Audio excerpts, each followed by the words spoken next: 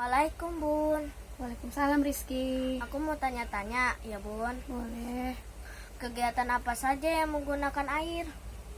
Kalau untuk di rumah, kita biasanya menggunakan air untuk keperluan rumah tangga, seperti mandi, mencuci baju, mencuci piring, menyirami tanaman. Berapa banyak perkiraan air yang kita gunakan di rumah ya? Kita biasanya menggunakan air di rumah itu seperlunya saja. Misalkan kamu mandi, ya pergunakan air secukupnya kamu mandi saja. Bunda mencuci, ya secukupnya Bunda mencuci saja, jangan airnya dibuang-buang. Oh iya, dari mana sumber air itu berasal? Sumber air berasal itu ada dua macam. Satu, sumber air alami, seperti contohnya sungai, danau, laut, rawa. Yang keduanya itu sumber air buatan. Itu misalnya air pam, air sumur, bendungan. Satu lagi nih Bun, apa fungsi air dalam kegiatan kita dan makhluk hidup lainnya? Fungsi air untuk makhluk hidup itu banyak. Kalau untuk manusia, kita bisa menggunakan air itu untuk keperluan rumah tangga seperti yang tadi Bunda bicarakan di awal. Yang kedua, bisa juga digunakan untuk sarana olahraga, misalnya berenang, selancar, arung jeram, dan lain-lain. Yang ketiga, air juga digunakan untuk pertanian. Biasanya para petani menggunakan air itu untuk irigasi.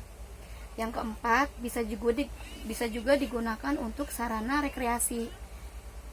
Turis mancanegara biasanya menyukai pantai-pantai dan danau yang ada di Indonesia, karena pantai-pantai dan danau di Indonesia itu banyak yang indah, Rizky.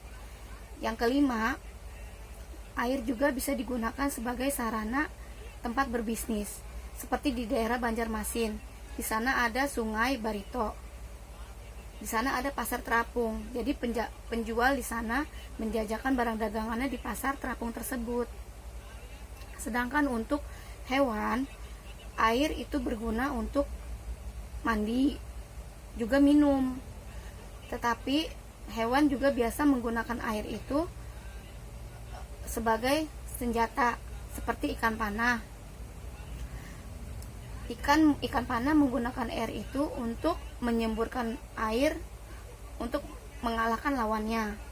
Juga bisa digunakan untuk melindungi diri, seperti kuda Nil.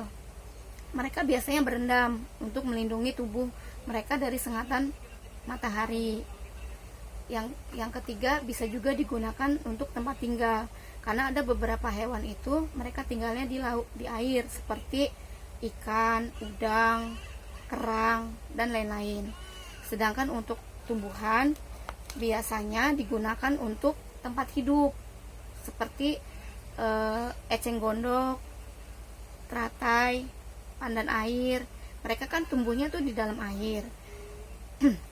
Yang kedua, air itu berfungsi sebagai zat hara yang diperlukan tumbuhan, dan juga berfungsi untuk alat transportasi, memindahkan zat hara tersebut ke bagian-bagian tumbuhan tersebut, seperti misalkan batang, daun.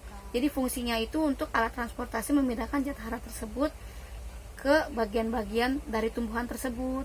Zat hara itu diperlukan untuk tumbuhan biar bisa bertumbuh dan berkembang dengan baik. Sudah ada pertanyaan lagi? Enggak, udah sampai sini saja.